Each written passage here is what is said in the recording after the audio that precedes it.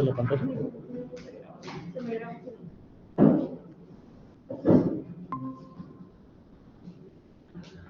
Ahí está.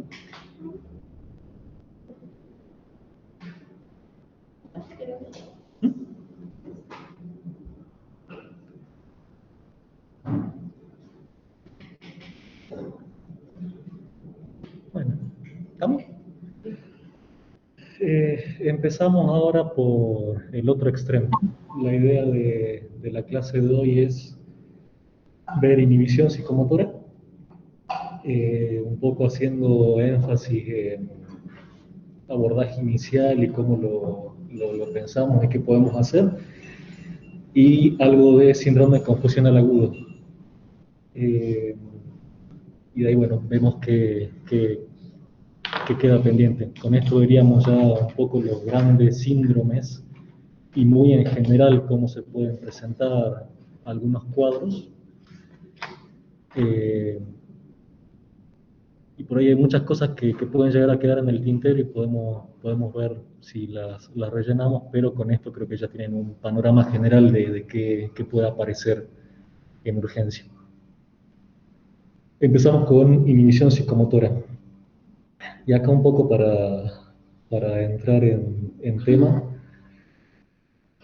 paciente con depresión, vamos a ver un poco de la clínica. Ya hemos hablado bastante de cómo se evalúa la ideación e intento de suicidio, o sea que en ese aspecto ya tienen cierta base y nos va a ahorrar mucho trabajo ahora de cómo se abordan estos pacientes. Y vamos a ver un poco de catatonía también.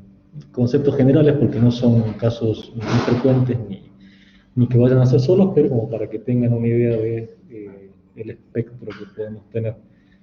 Entonces, a la inversa, como veníamos viendo antes, en la agitación psicomotora, acá vamos a tener lo contrario, disminución de la actividad motora, con un gran espectro que puede ir desde un enlentecimiento hasta los grados más extremos de catatonía, y también asociado a alguna alteración de la esfera emocional, que en este caso vamos a tener angustia, pánico, miedo, depresión y todo lo que se les pueda ocurrir.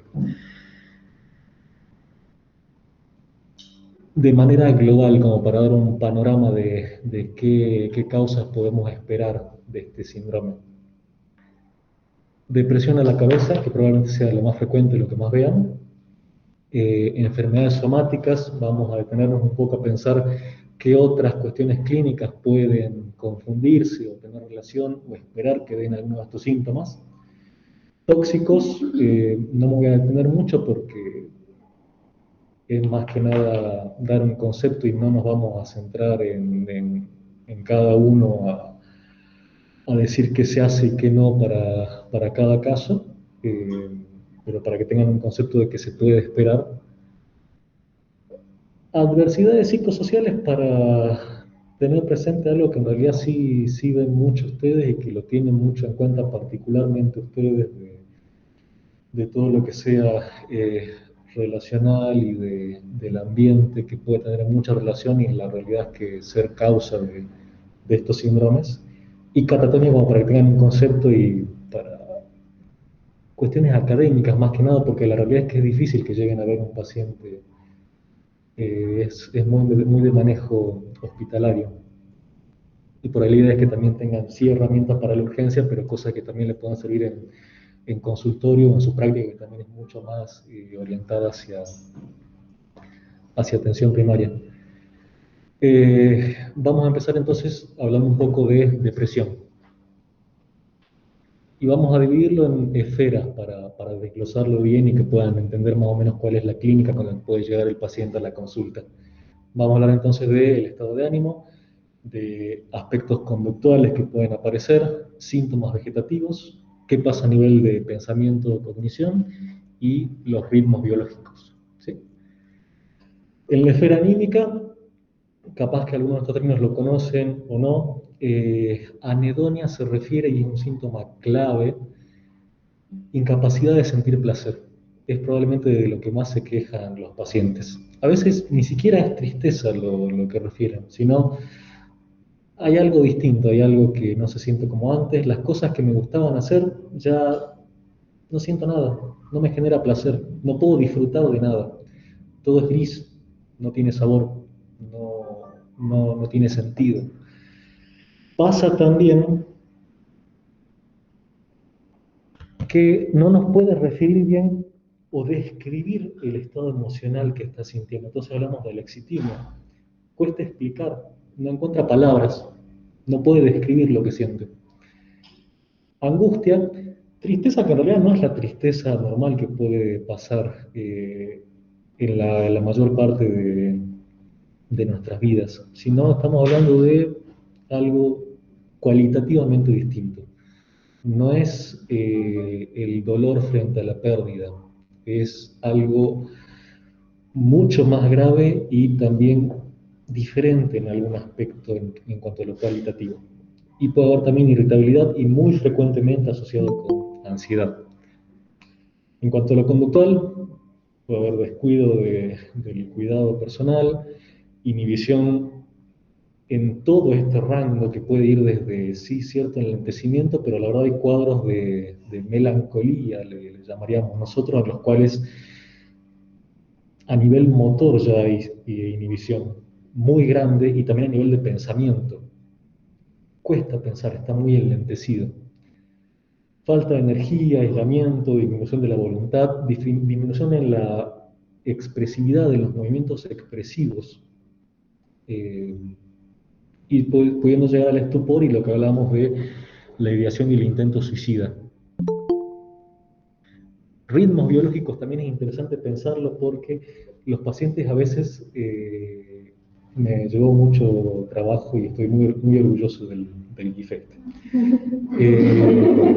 Porque una imagen vale más que 1000 palabras, evidentemente esto es perfecto.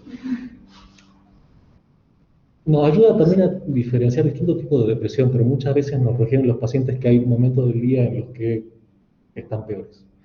En general, las mañanas son lo peor en la mayoría de los casos, si bien hay casos que llamamos atípicos, pero en general se levantan temprano, no pueden seguir durmiendo, muy cansados, con mucho esfuerzo, intentan hacer las cosas y no pueden. Capaz que hay una leve mejoría por la tarde. Entonces tiene que ver con algún ritmo circadiano, ritmos biológicos que están alterados, ya sea en el sueño o a lo largo del día podemos ver los cambios en los síntomas. Y esto del momento del año también es interesante porque hay depresiones que son estacionales y tienen relación con el momento del año en el que nos encontremos. De hecho, por ahí nos han comentado de casos particulares en las cuales, por ejemplo, aparecía en tal estación del año, todos los años, un cuadro depresivo, y de repente cambiándose al otro hemisferio por trabajo, se invierte en cuanto a los meses, haciendo, haciendo siempre el cuadro depresivo en tal estación, que eso es muy interesante, puede llegar a pasar. Y en cuanto a lo cognitivo, eh, el tema de la atención es por ahí algo que discutimos, porque hay algunos autores que van a hablar de hipoprosexia, o sea, una disminución de la atención. El paciente parece distraído, como si le costara atender. Pero no es que tenga una menor capacidad de atención, muchas veces lo que pasa es que está sumido en sus pensamientos, demasiado atento a sus propias rumiaciones, y eso le dificulta prestar atención al entrevistador o al entorno. Entonces no hay una disminución de la atención, sino que está dirigida y concentrada en sus propios pensamientos negativos. Y eso le hace parecer al que entrevista de que él no está atendiendo, que hay una disminución de la atención, en realidad está prestando atención a otras cosas. Aunque puede ser, es para discutir.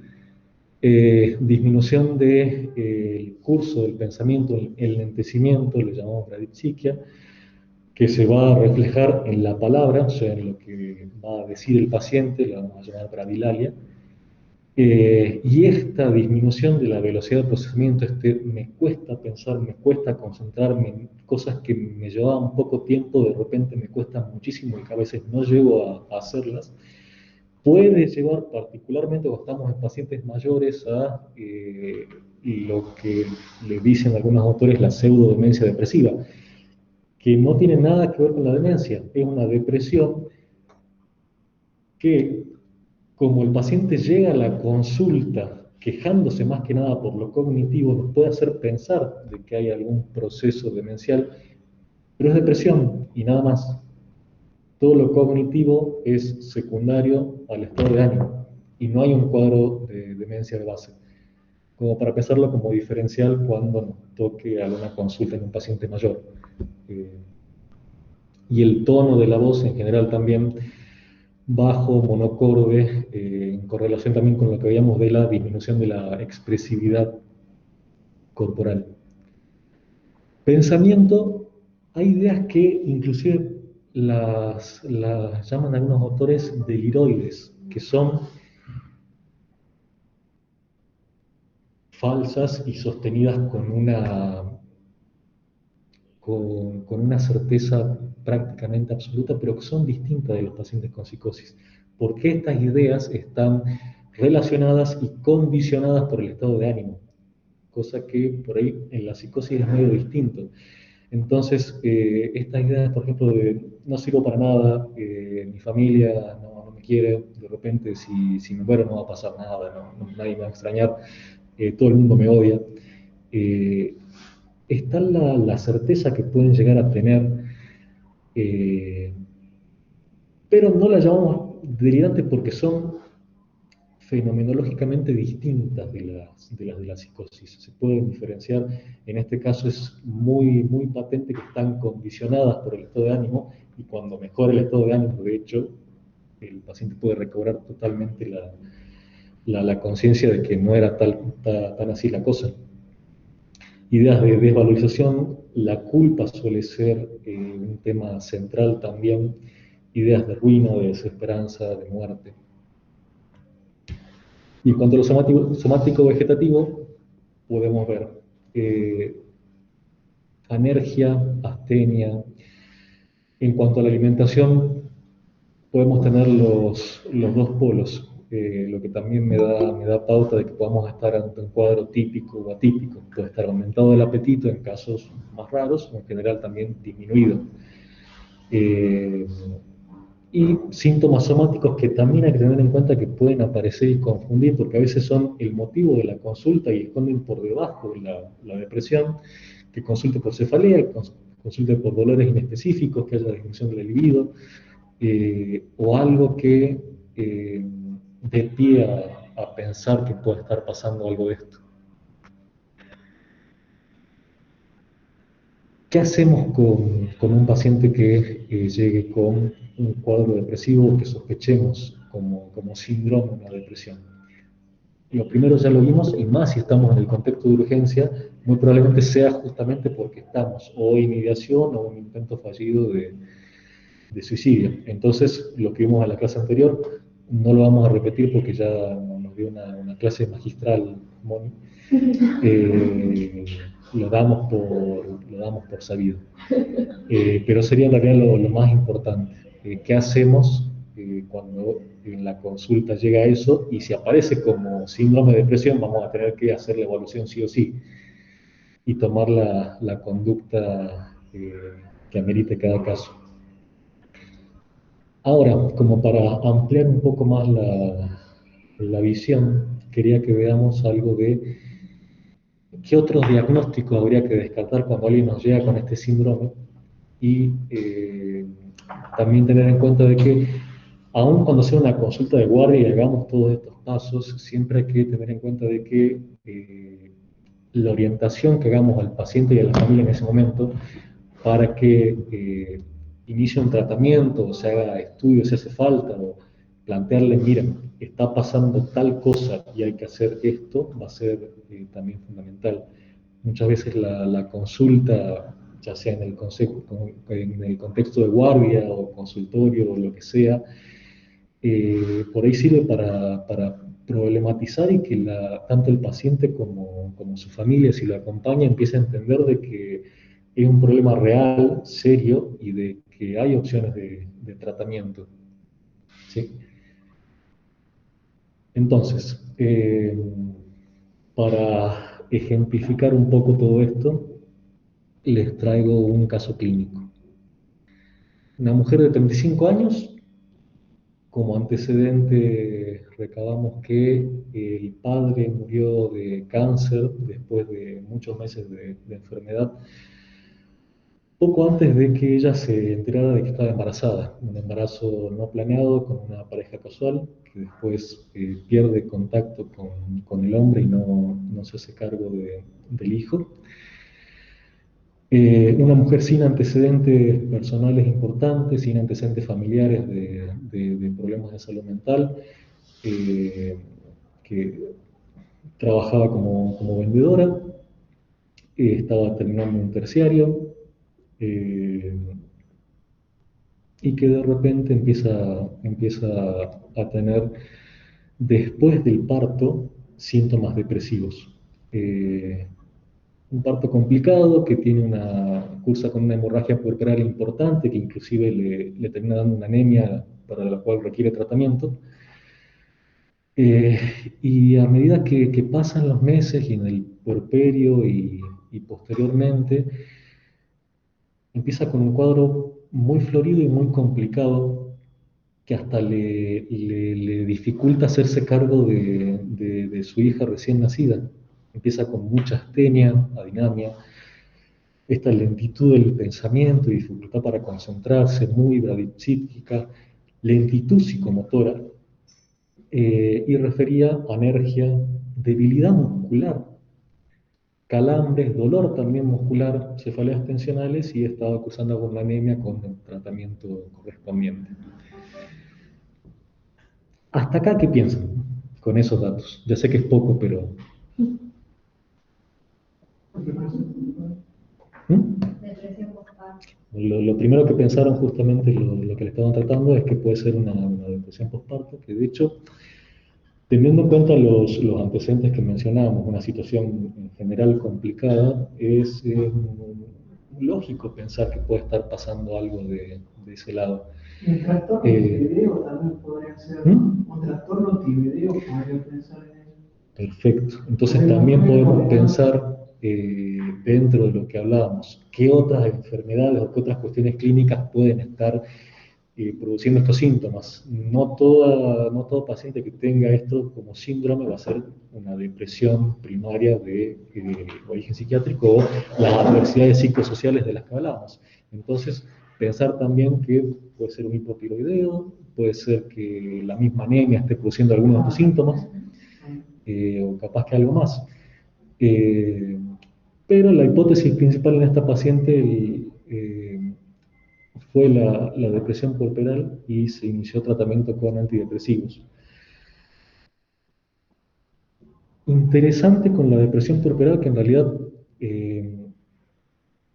muchas pacientes van a tener lo que se conoce como el blues, va a haber cambios en el estado de ánimo, una situación en la que hormonalmente hay un cambio muy brusco y también la situación misma genera mucho estrés y hay muchos cambios. Entonces, cambios en el estado de ánimo van a haber prácticamente en todas las mujeres durante el puerperio. De ahí que sea un problema clínicamente significativo que requiera tratamiento, van a ser muchas menores las que realmente digamos, esto es una depresión y va a necesitar algún tratamiento.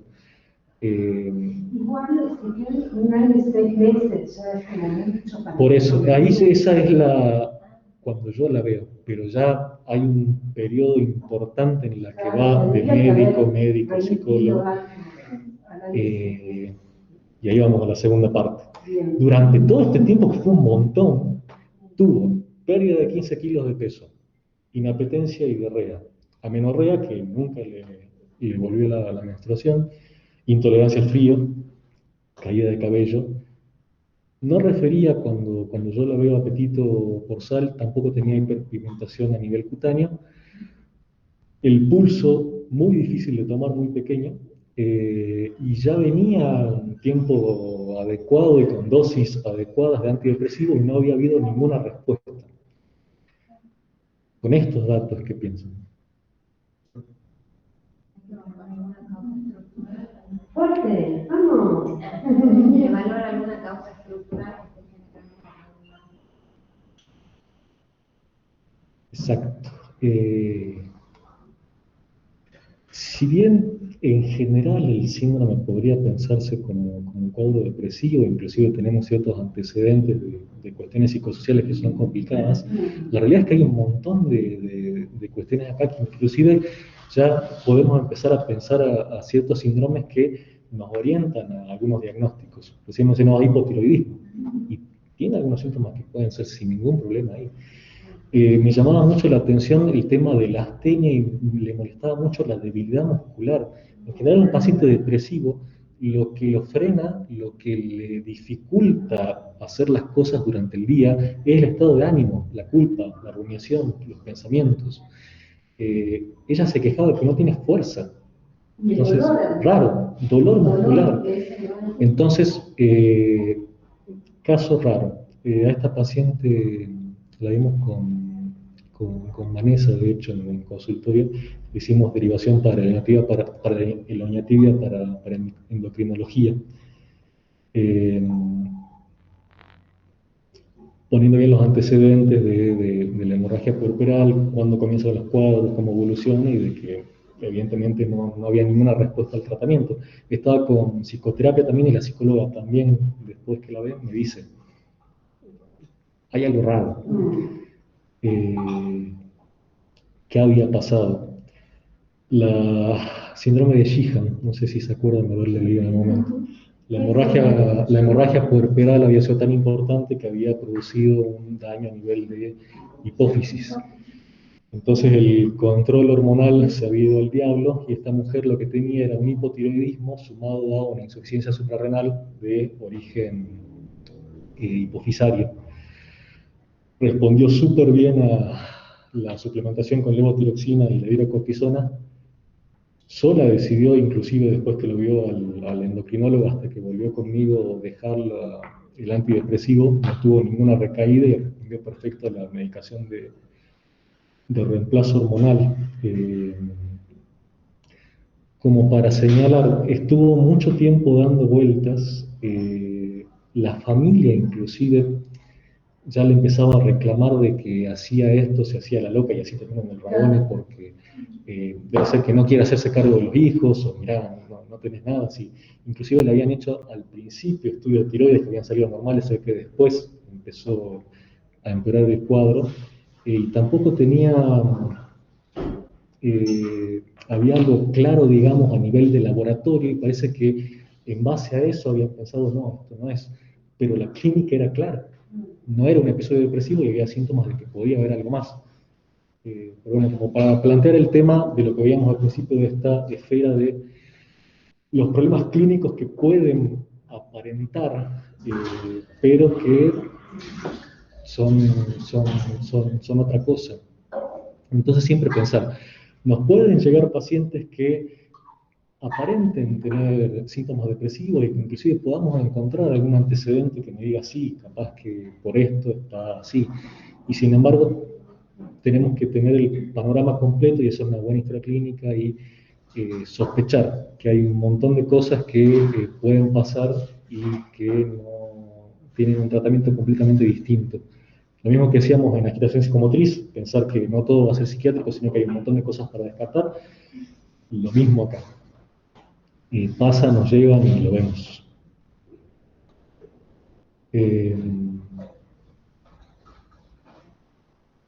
No me voy a detener a hablar de qué enfermedades pueden o qué medicamentos o qué cuestiones pueden llegar a dar síntomas depresivos, porque la realidad es que lo conocen. Saben síntomas de hipotiroidismo, saben síntomas de insuficiencia suprarrenal, saben qué puede pasar en alguien que tome corticoides a altas dosis mucho tiempo. Son cosas que lo sabemos. Lo importante es pensarlo cuando tenemos el paciente enfrente. Adversidades psicosociales. Para dejar en claro que no toda tristeza va a ser depresión, que la tristeza puede ser una emoción normal, autolimitada, comprensible según la situación y que a veces no va a requerir una intervención de un especialista o de nadie. Simplemente hay muchas veces que las situaciones con el apoyo mismo de del mismo círculo, la misma red que pueda tener la persona, pasa.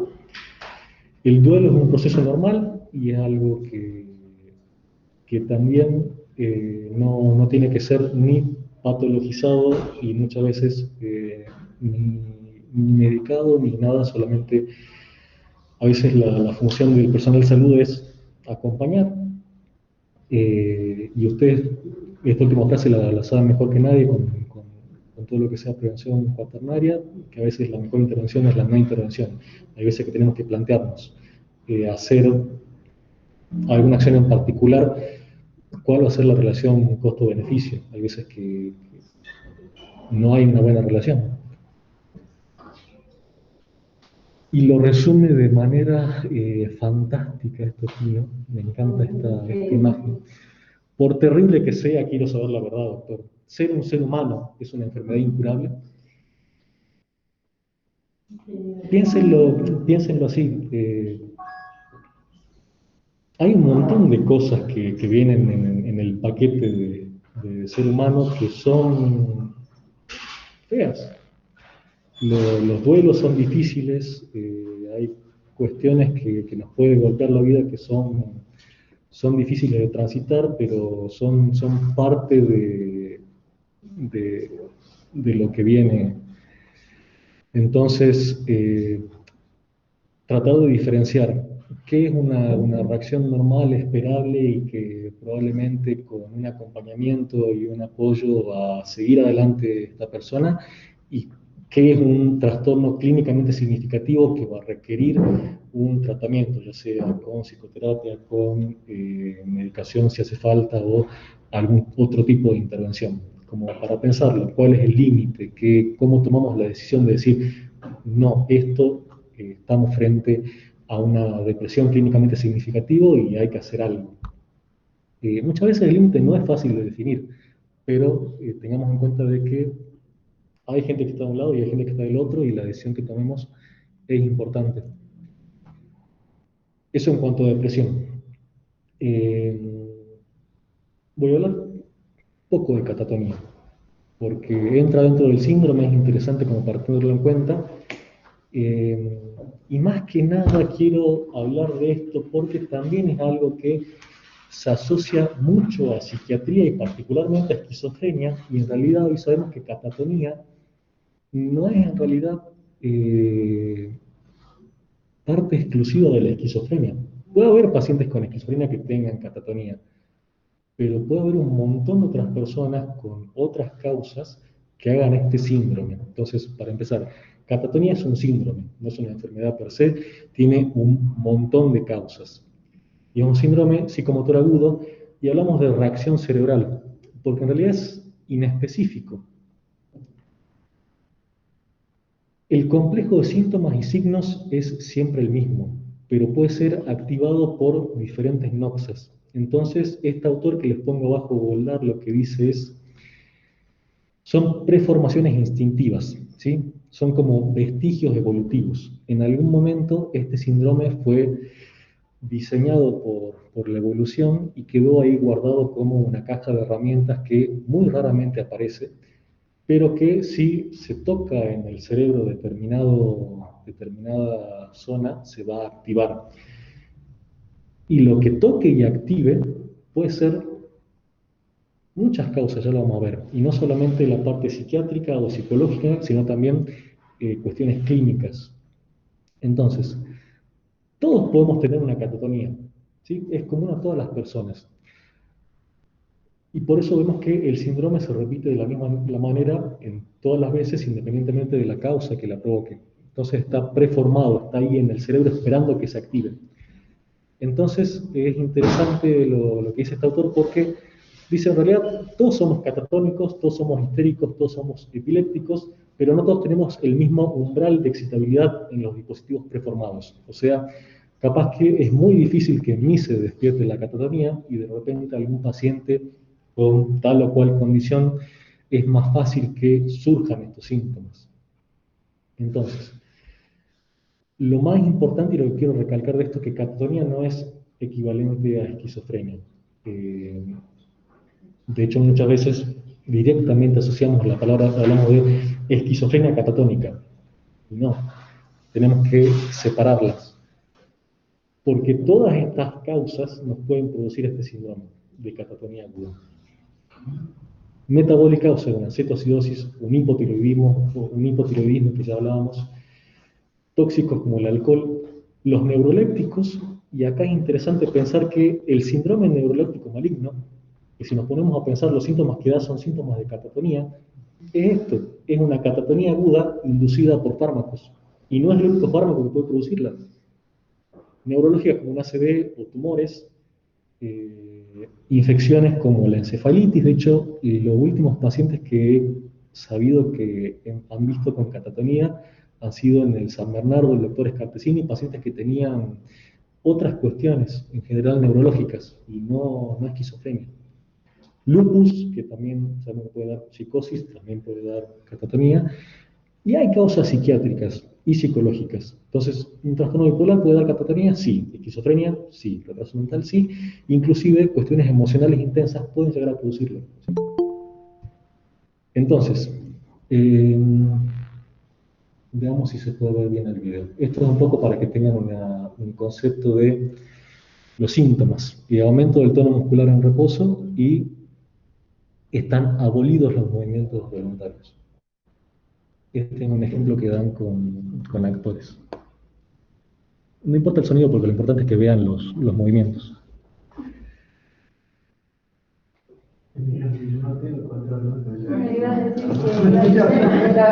Igual está en inglés, o sea que igual apliquen lo que aprendieron con Cristian. Yo voy a contar si se puede.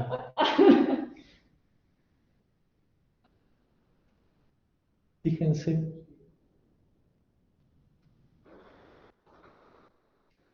que cuando el entrevistador le da la mano, se lo da de manera automática y de hecho casi parece involuntario, ¿no? No puede controlarlo. Ve la mano y se la da. Y de hecho le dice, no me des la mano cuando te ofrezca el saludo.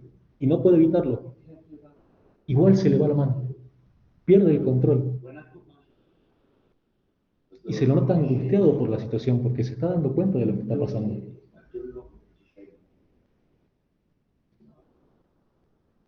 Y dice, no me des la mano, igual, no puede evitarlo.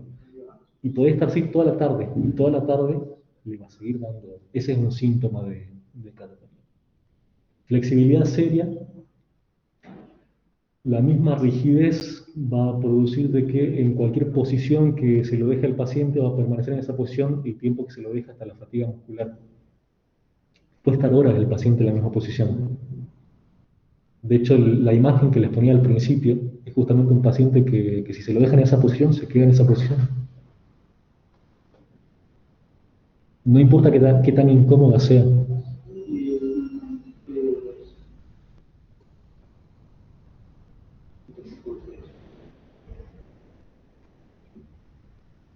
Oposicionismo.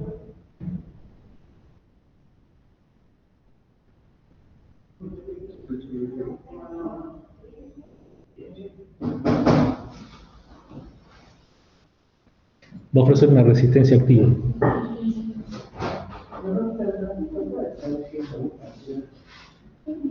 A lo que sea que intenten hacer. Si intentan pararlo, si intentan que se mueva para allá, si le dan una instrucción, se va a oponer a cualquier cosa que intenten que haga. Negativismo.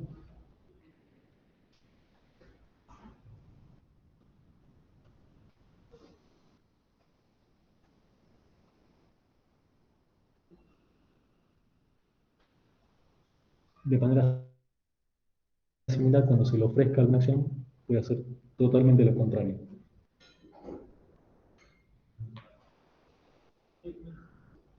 Le pide que le dé la mano y hace lo contrario, lo retira. Esto como para que tengan una idea de cuáles serían los síntomas fundamentales, porque tampoco la idea es dar una clase de catatonía de todas las cosas que pueden llegar a ver. El tema es, ¿cuál sería lo importante? Si llegan a ver en algún momento algo de este tipo, no se tiren a pensar automáticamente que la causa es psiquiátrica. Puede ser, pero es un paciente que vamos a tener que estudiar para todas estas cosas, porque puede tener una encefalitis, puede tener un tumor, puede tener una CD, puede tener una cetoacidosis, y va a ser un paciente en general complicado que vamos a tener que estudiar muy bien y vamos a tener que trabajar rápido, porque hay veces que la rigidez y la inhibición es tan grave y a veces la alteración cerebral también es tan importante que aún con soporte nutricional adecuado pierden peso y tienen reacciones autonómicas terribles, y tienen una mortalidad muy alta del cuadro. Son pacientes que pueden terminar tranquilamente en terapia y aún en terapia fallecer. Eh, y muchas veces no fallecen por el mismo cuadro de rigidez y catatonía, sino por las complicaciones clínicas de la misma inhibición psicomotriz, ya sea por escaras que se infecten, por retención urinaria, globo vesical, por complicaciones de tipo de infección intrahospitalaria, neumonía o lo que se les ocurra. Eh, Pueden llegar a ser pacientes muy graves y que lo que más me interesa es que no se queden con el concepto de catatonía, psiquiátrico, esquizofrenia. Y hay que ver si no hay algo más. Inclusive cuestiones raras como estas encefalitis por anticuerpos pueden llegar a dar síntomas de este tipo con muchas cuestiones psiquiátricas y que pueden confundir mucho y si no se actúa progresa y puede terminar mal. Eso nomás de catatonía, quiero que tengan un concepto solamente. Vamos con síndrome confusional agudo. Eh,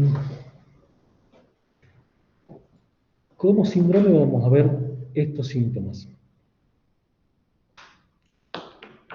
Hablamos de que en general los pacientes con problemas psiquiátricos no van a tener alteración del nivel de conciencia, sino que en general va a ser normal y que pueden estar hablando de los satélites, los marcianos o las ideas más delirantes que se nos ocurran y sin embargo van a saber que están en el hospital de Milagro hablando con la doctora tanto, en el consultorio tanto, en el primer piso y tal día, tal fecha, y que dentro de 5 días tiene que cobrar la pensión en el banco tanto que queda en tal lugar. Eh, Acá sí vamos a tener una alteración del nivel de conciencia. Vamos a ver que puede aparecer también desorientación a varios niveles, inclusive a todos los niveles puede aparecer la desorientación, problemas en la atención, en general yendo para el lado de la hipoprosexia y la dificultad para atender, problemas en la memoria, particularmente a la hora de retener o adquirir los nuevos datos, alteraciones en la percepción que pueden ser alucinaciones que ya dijimos que pueden ser mucho más frecuentes, en este caso las visuales, y que las auditivas son capaz que más frecuentes en las psicosis primarias. Dificultad en el pensamiento abstracto, todo este cuadro va a dar en realidad una alteración global del psiquismo que va a hacer que sea muy difícil para el paciente llegar a algún pensamiento muy complejo. Los delirios ocupacionales que ya hablamos un poco antes de que muchos pacientes en estos cuadros de repente eh, actúan como si estuvieran en alguna actividad cotidiana. De repente el panadero hace como masa o alguien que tenía algún trabajo piensa que está en ese lugar y hace acciones como si estuviera en ese trabajo. Alteración del ritmo vigilia-sueño. De hecho, puede aparecer en algún momento particular del día y en relación con niveles de iluminación o en relación con el sueño o el despertar. Inestabilidad emocional que puede ser en general irritabilidad, pero también ansiedad o disforia. E importante, va a ser de un comienzo agudo en horas o días, como mucho, y un curso fluctuante. Va a estar bien en algún momento del día, mal en otro, y va a ir y volver la sintomatología. Como factores de riesgo vamos a tener edad avanzada, deterioro cognitivo previo, lesiones cerebrales si las hubiera, si tuvo antecedentes de haber tenido antes delirio.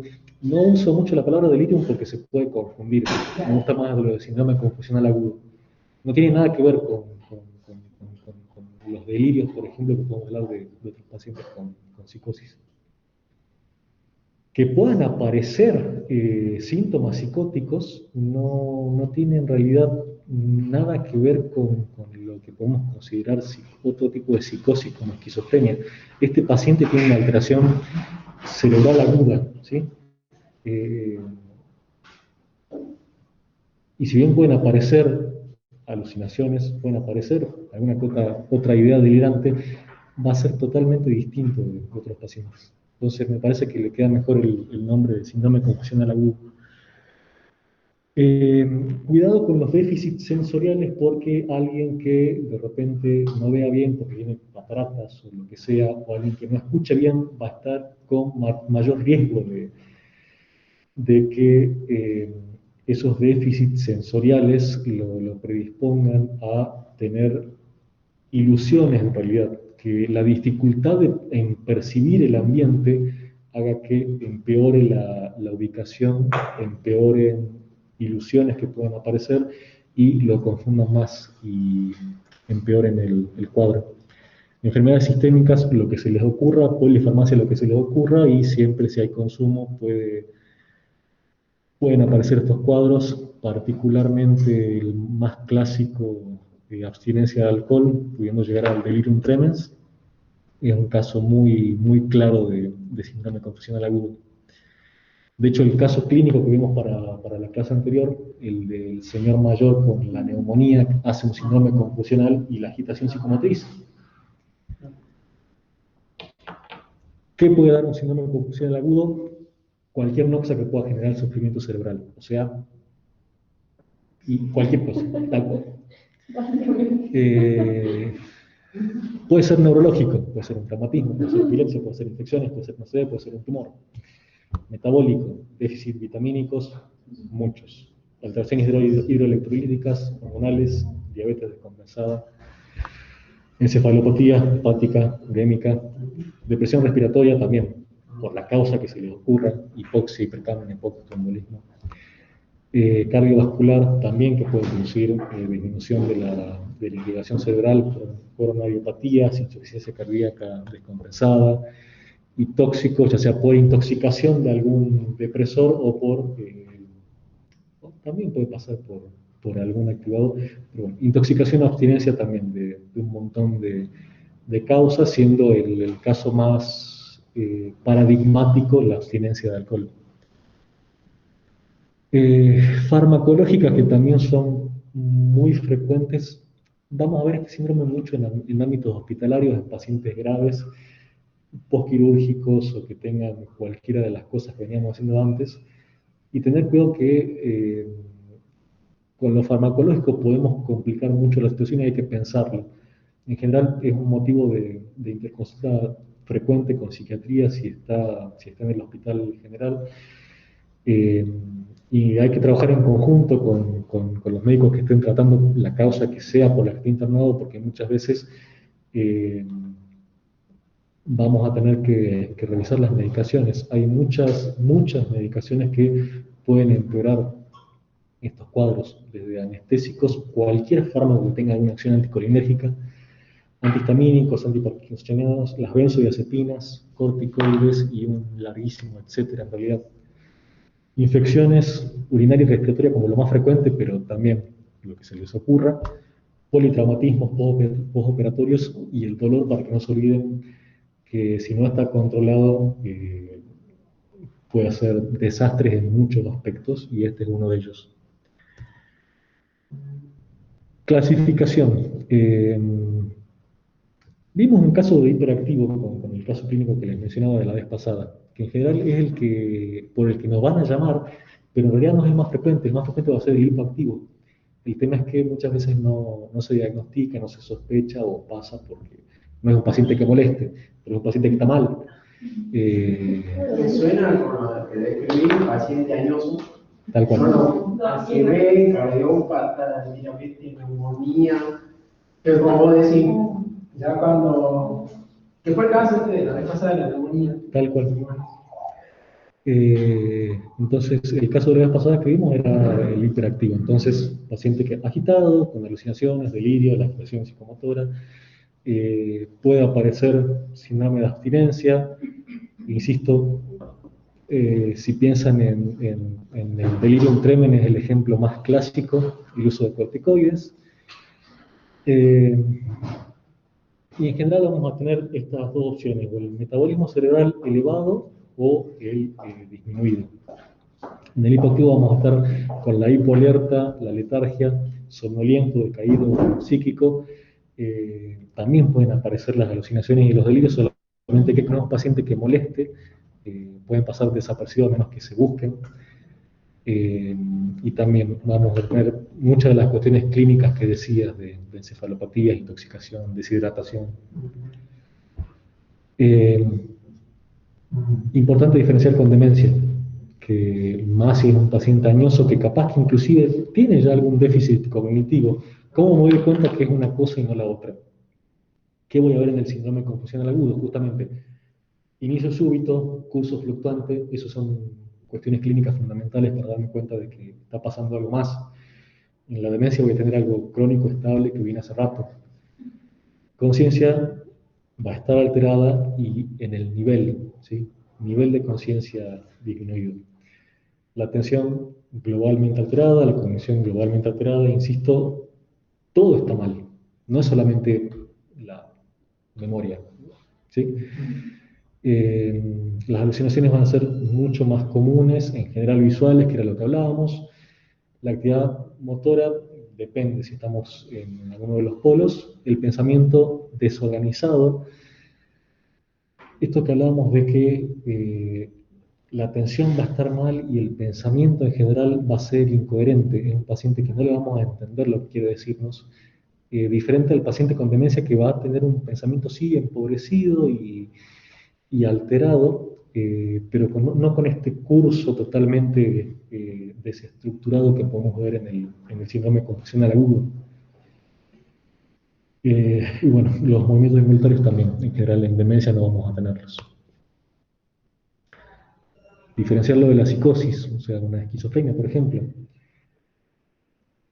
Lo primero, y siempre lo voy a repetir 10.000 veces, nivel de conciencia. El paciente con esquizofrenia sabe perfectamente dónde está, quién sos vos, y qué está pasando en la situación actual. El paciente con síndrome confusional agudo piensa que está trabajando en la heladería de tal calle y no en un hospital, y de hecho lo ves sirviendo helado, por dar un ejemplo. La orientación también va a estar alterada. En el síndrome confusional agudo puede estar en todos los niveles, al punto de no estar orientado a nivel de persona, que sería ya el nivel más grave. El curso de pensamiento, si en esquizofrenia vamos a tener un curso de pensamiento alterado, que en general no, nos puede costar seguir la línea, pero si bien es difícil, es como que los segmentos que podamos recabar se comprenden. Un paciente con psicosis son entrevistas por ahí extrañas y que nos llaman la atención y nos quedamos pensando, digamos, el tren de pensamiento de esta persona, ¿cómo realiza estos saltos? ¿Por dónde va? ¿Qué quiere decirme? Pero sin embargo, eh, hay cuestiones comprensibles, ¿sí?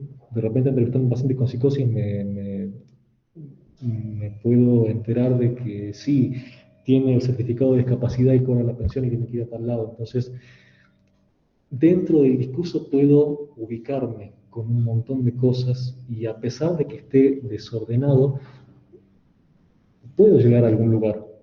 El paciente con el síndrome confusional agudo no puedo llegar a ningún lado, está totalmente desestructurado, totalmente incoherente, no se entiende absolutamente nada.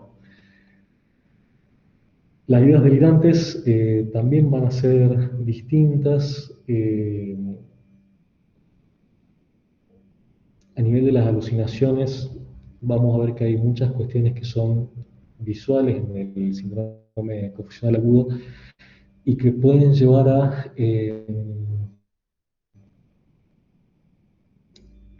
cuestiones distintas respecto a la esquizofrenia, las cuales son mucho más auditivas, externas, egodistónicas, molestas, y también con tintes más fantásticos en esquizofrenia. No en todas, pero muchas veces aparecen cuestiones de satélites o poderes especiales o cuestiones francamente imposibles, cosa que a veces no pasa tanto en el síndrome confusional agudo.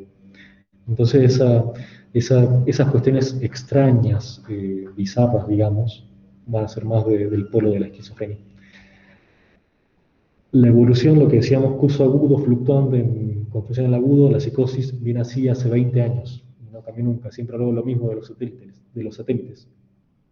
Y el antecedente, un paciente que hace 20 años toma los antipsicóticos, de repente tiene un señor de 77 años que nunca pisó el consultorio de un psiquiatra y de repente ahora empieza con alucinaciones y ideas delirantes. ¿Qué hago con un paciente con un síndrome confusional agudo? El tratamiento es el de la causa y no hay con qué darle.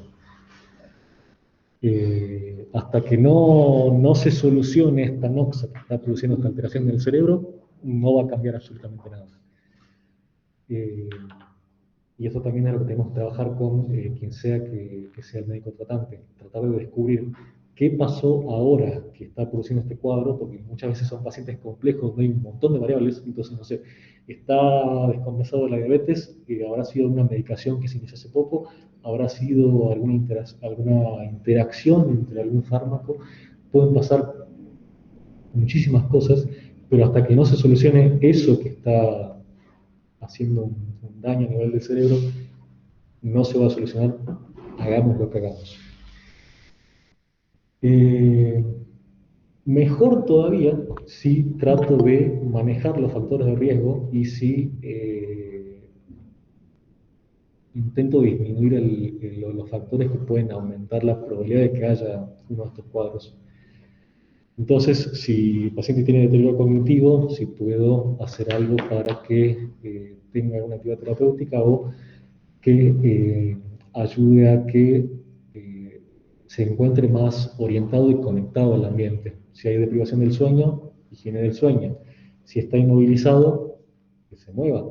Si hay déficit en algunos sensorial que hablábamos, que el paciente pueda ver correctamente, que el paciente pueda escuchar correctamente, que el paciente esté metabólicamente y cuanto a hidratación compensado, que veamos nutrición, veamos hidratación, veamos las variables que puedan modificar la enfermedad que tenga, sea diabetes, sea algo hidroelectrolítico, sea algo neurológico, lo que sea, tratemos de solucionarlo antes de que se manifieste el cuadro. Y el tratamiento farmacológico es sintomático, insisto. Si está con síntomas psicóticos o agitación, sí, puedo usar el loperidol, como hablamos en la clase pasada. Intramuscular, gotas, lo que se les ocurra, no importa, pero dando tiempo hasta que solucione lo otro, porque si está con una cetoacidosis y le doy aloperidol, buenísimo, capaz que lo ayudo con la agitación psicomotora, pero si no soluciona la causa, no va a servir para absolutamente nada. Y las benzodiazepinas van a ser útiles en realidad en el caso particular de abstinencia de alcohol, ¿sí? Porque estamos hablando de fármacos que vimos antes pueden empeorar los síntomas, ¿sí? Y por ahí lo más importante sea cómo manejamos el ambiente. Tratando de encontrar un equilibrio entre el exceso de estímulos que puede ser contraproducente y muy pocos estímulos que también pueden ser malos, ¿sí? La idea es no terminar ni como Lisa ni como Mero. Entonces, tratar de manejar la luz en la habitación, los ruidos molestos, y que tenga relación con el momento del día. La orientación es importante, que el paciente pueda tener a mano calendarios, relojes, que se le diga cada vez que se lo aborda quiénes somos, dónde está, qué día es, qué hora estamos, ¿sí? Que pueda tener algún elemento personal familiar conocido que lo logre orientar y volver, o sea, que tenga algo propio, que tenga fotografías de familiares. La contención mecánica en este caso puede empeorar porque la misma sensación de estar atrapado lo puede angustiar más y empeorar el cuadro, o sea que siempre lo vamos a usar de último recurso, pero acá más cuidado todavía con esa indicación, y tratar de ordenar los horarios y mantener la rutina, o sea, tratar de recuperar el ritmo circadiano, lo que hablamos antes de higiene del sueño. Si se usa medicación, inclusive, capaz que puede estar dirigida a justamente ordenar el ritmo circadiano, que pueda dormir de noche y estar vigil durante el día. Esto por ahí son de las cosas más útiles, en realidad más que la medicación inclusive. Eh, y hay como para cerrar el panorama de inhibición psicomotriz y síndrome confusional. Muy a los ponchazos rápido y general, pero la idea es que tengan ciertos conceptos y que puedan pensar más que nada otras cosas, otras estrategias, otros diagnósticos y abrirles la cabeza en cuanto a que muchos de los errores que cometemos los cometemos porque nos quedamos centrados en la primera impresión y de repente no ahondamos un poco más, no pensamos otras cosas y a veces nos quedamos con cosas que se repiten desde hace décadas y no son tan así como lo que decía de la catatonía, que de repente todos asociamos con un cuadro psiquiátrico y esquizofrenia, y de repente puede ser una encefalitis por anticuerpos anti-NMDA. ¿Qué es esto? Así que bueno, no sé si hay dudas.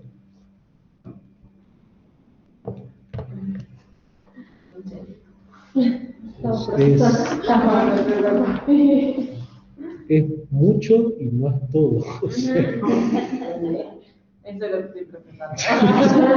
Todo lo que falta de Vale. En completitud. Yo quería saber si en la facultad, cuando estudian medicina, ven estas herramientas para diagnóstico diferencial.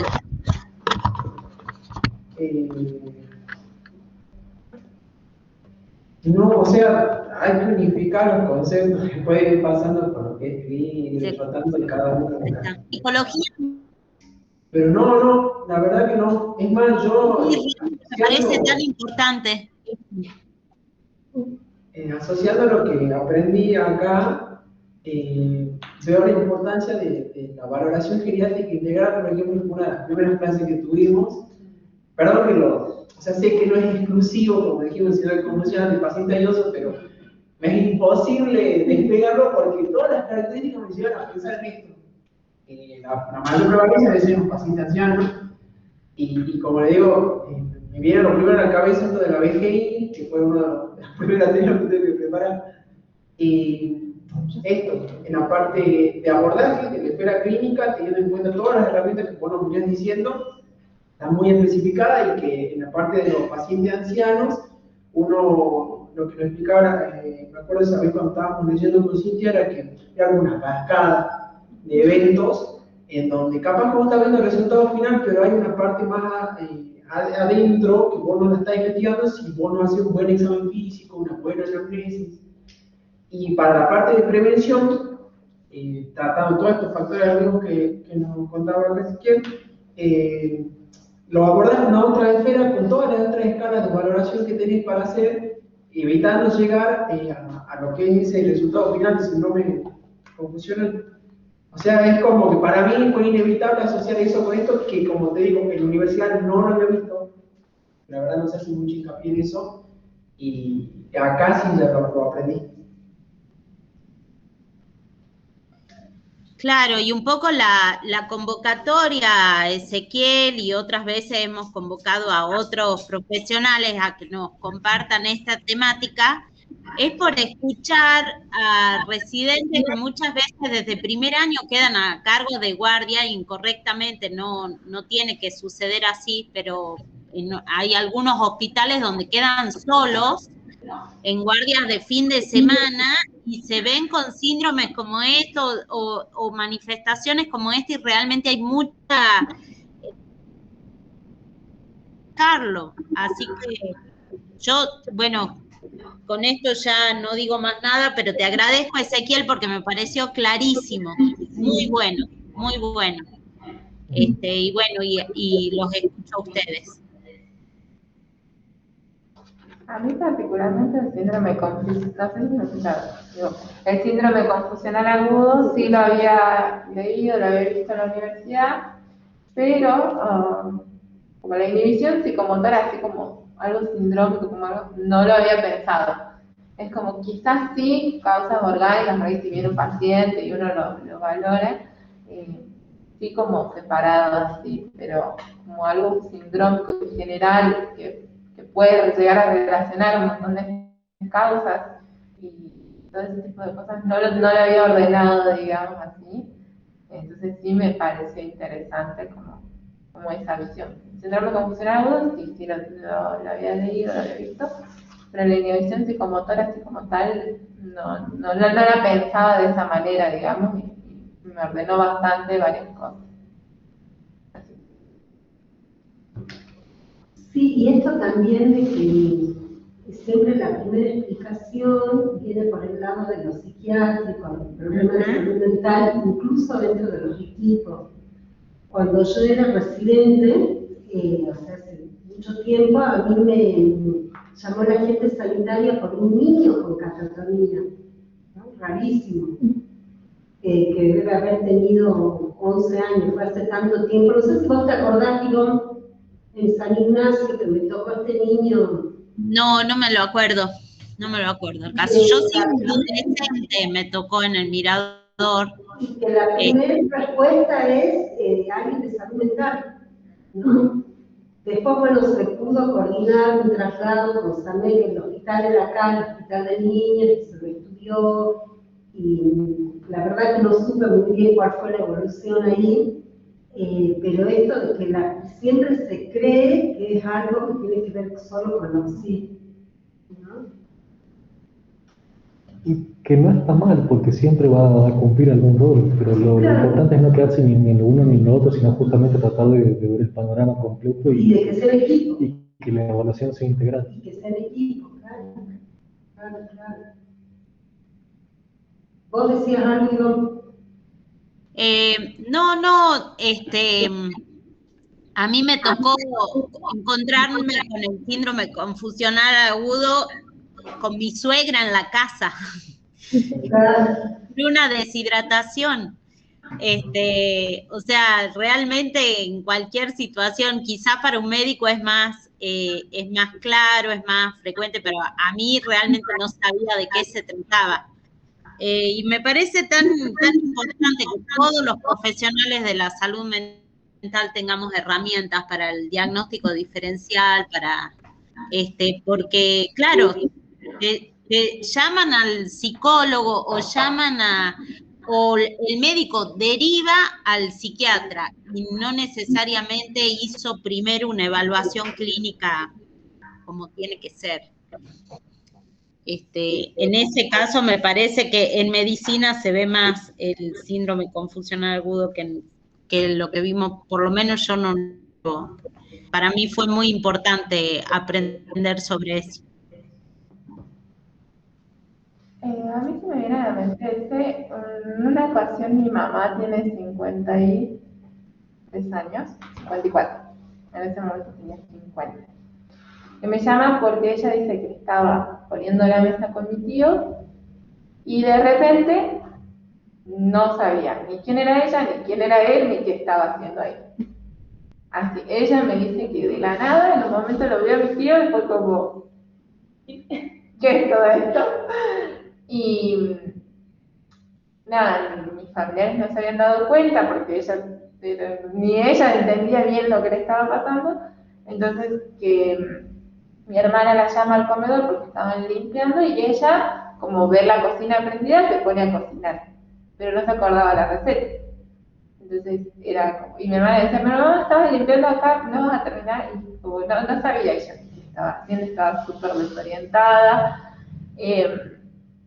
Después, en un momento, ella me dice a mí que sí se logró, digamos, calmar, y como que se logró orientar en el lugar, en el espacio y en la persona, pero no recordaba, digamos, qué había pasado. Ella no me podía decir a mí si había ocurrido, si se había sentido mal, si había tenido un dolor, nada, ella no se acordaba de nada en ese momento.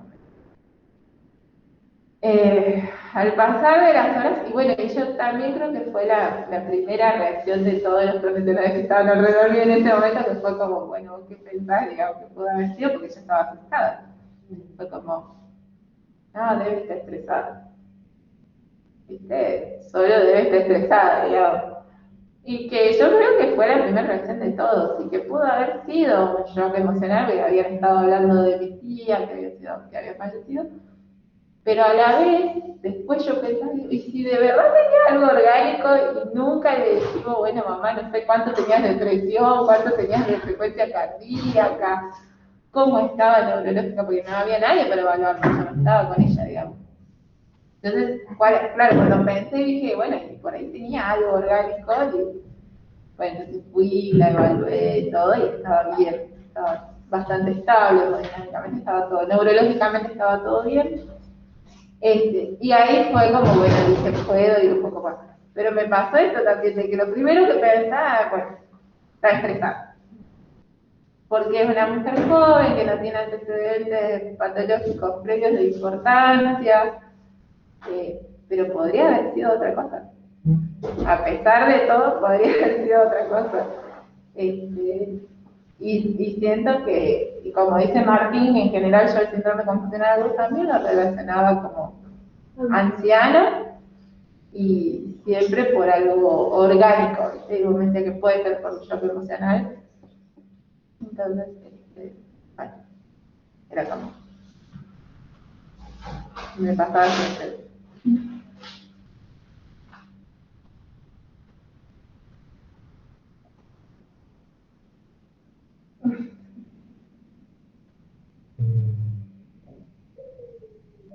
Creo que lo importante es pensar las cosas, ¿no? Porque a veces muchos de los problemas con los diagnósticos que tenemos es justamente que nos anclamos en la primera hipótesis. Entonces pensamos algo y buscamos todos los datos que nos den la razón para esa primera hipótesis. Y de repente si hay algo que no cierra, sí, nos olvidamos, lo dejamos de lado y no pasa nada. A todos nos pasa lo mismo en la forma en la que trabajamos nuestro razonamiento, pero siendo consciente de esto, por ahí tenemos la posibilidad de salir. O sea, vos ahí reconoces, por ejemplo, que sí, está bien, tu primera hipótesis fue esa, pero poder tener alguna hipótesis alternativa, por ahí sirve muchísimo discutir con alguien más y mejor si piensa distinto que nosotros, los casos para justamente salir de esos escotomas que tenemos todos.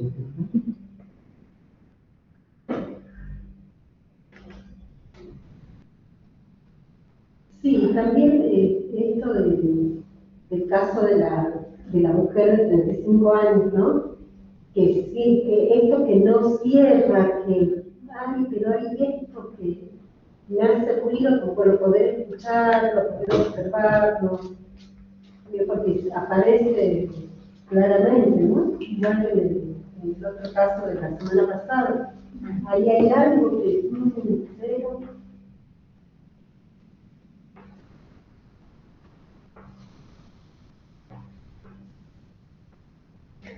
Y también pueden aparecer, estoy pensando en lo que me comentás ahora, no hablé en depresión, pero también pueden aparecer fenómenos de desrealización y despersonalización.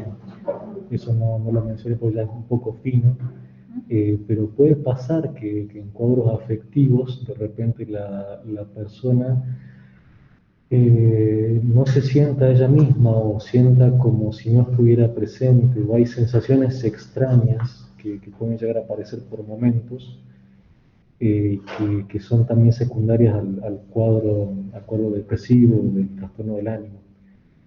Ya son cuestiones más raras y finas, pero pueden llegar a pasar también. Igual es raro el caso que contás, porque es como muy agudo y con síntomas muy claros, digamos. Sí, para mí me resultaba extraño. Pero después no se volvió a repetir, ¿no? Pues solo esa ocasión. Sí, la estuve controlando todo este día, digamos, igual físicamente, ¿no? Pero nada, a mí también me pareció extraño y bueno, y ella no me podía explicar realmente lo que sentía. Ella me decía esto, nada más, yo no sabía dónde estaba, ni quién eran, ni qué estaba haciendo, ni nada. Y ella dice que fue súbito, digamos, no. Y ella encima me decía, porque como vos decís, uno empieza como a preguntarse para que todo cierre, ¿viste? Como, todo tiene que ser estrés. Entonces, mamá, ¿pero qué venías haciendo? ¿Venís durmiendo bien? ¿Venís pensando? Y yo, sí, vengo durmiendo bien, ¿no? Porque mi mamá tiene como sus actividades, ella sale a bailar todas las veces que quiere, cuando quiere, entonces era como, pero si salía a bailar, dale, que yo, me dice, yo tenía ánimo, tenía ganas, voy a tango, vengo, duermo. Bueno, nada. Después, con el paso de los días, y ella me logra reconocer que en un momento ella, porque esos 2 días siguientes, me dice, vos me recomendás que me quede en la casa, que no vaya a trabajar. Y le digo, si vos te sentís muy cansada, quedarte. Y ella me dice que haberse quedado en casa a descansar le ayudó a reconocer que sí, no dormía tan bien como estando el tiempo pensando en lo que tenía que hacer el día siguiente. Todas las actividades que tenía que hacer el día siguiente, de no olvidarse, entonces, como, y aparentemente se olvida algunas cosas que antes no le pasaban, pero cosas que tiene que hacer el día, ¿viste? Entonces, toda la noche repasa 10 veces todo lo que tiene que hacer el día siguiente, pero no se quiere olvidar. Pero finalmente algo se olvida, ¿verdad? Pero eso la tenía como todo el tiempo, pero igual fue algo extraño, digamos. Fue algo extraño y... Son de familia entonces las cuestiones obsesivas. ¿Ah? Son de familia las cuestiones obsesivas. No. No lo queríamos decir. No lo queríamos decir, tan así, pero bueno. Pero sí, fue un episodio y me pasó eso, que uno piensa algo y como todo tiene que cerrar ahí. Pero después dije, no, capaz que sí, algo en serio, y la tira, y bueno, por suerte estuvo todo bien, después ella se hizo sus análisis y estuvo todo bien, pero sí me daba cuenta que uno siempre relaciona, y como decir la cefalea, los dolores, como, pero uno nunca piensa o una cosa o la otra, como están siempre encerrados en cosas. Hablamos de que un cuadro que parece en principio depresivo puede esconder abajo otra cosa, nos puede pasar al revés. En realidad que el principal motivo de consulta sea dolor, lo que se les ocurra, o cefalea, y realmente nos encontremos de que el problema principal sea una depresión, que el motivo de la consulta, lo que primero diga el paciente sea las molestias en el cuerpo, y que de repente por atrás haya todo un panorama de otras cosas que están pasando.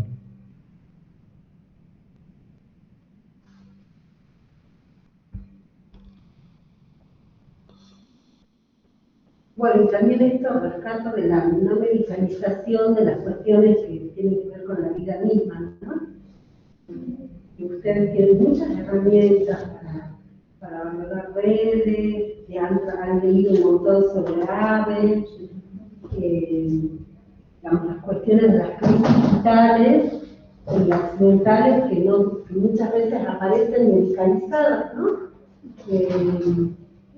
el uso personal de las benzodiazepinas, ¿no? La mayoría, muchas veces vemos pacientes que vienen medicados por su médico de cabecera, y generalmente con una benzo, y a cuestiones que tienen que ver con la vida misma, como ponía, lo explicaba también Ezequiel, y bueno, que ahí por curar algo, iniciamos algo que después va a tener otras consecuencias. Eso, también manejar lo nuestro, digamos, en la consulta, porque muchas veces sentimos la necesidad de hacer algo en un papel, de darle algo al paciente, que tenga, que se lleve algo material. Y a veces no, a veces sí. Entonces tratar de reconocer qué nos pasa a nosotros en la consulta, porque muchas veces viene de nuestro lado la necesidad de dar algo en ese sentido. Entonces manejar nuestras angustias también en la consulta.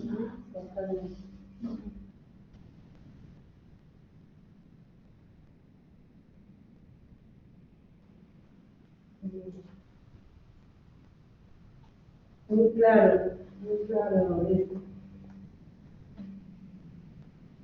No sé si tienen alguna otra duda. Y vos quedó como... No, yo estoy callada porque mi audio va y viene, pero estoy escuchando. La verdad es que es una limitación grande esto de las malas conexiones de internet. Pero sí rescatar la claridad de también cómo presentaste las pautas para el diagnóstico diferencial, a mí me pareció muy claro. Y bueno, como algunas premisas, ¿no? Algo que siempre tenemos presente es que siempre tenemos que descartar causas orgánicas, y bueno, al mismo tiempo esta mirada a lo que dice Ezequiel, que a veces el paciente lo que le pasa es una depresión y viene porque le duele el pecho, porque le duele la cabeza, porque le duele ese policonsultador que tenemos que ir pero que bueno, que es lo que siempre trabajamos esa mirada integral, como decía Lavero, cuando exploramos las crisis vitales y todo, pero bueno, no está de más volver a tener en cuenta que no tenemos escapatoria de ver una persona integral, o sea, no tenemos que ver un ser humano completo en su Especialistas de personas. Sí. Así que bueno. Bueno. ¿Algo más, chicos? Está todo tan clarísimo. La semana que viene tomamos pruebas.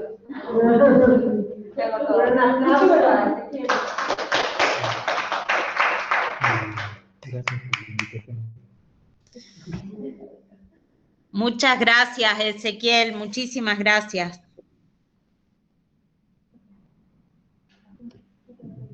Nos estamos viendo entonces. Bueno, estamos en contacto. Gracias, chicos. Estamos en contacto. Nos veo en un rato a los de medicina familiar. Chau, chau. Chao.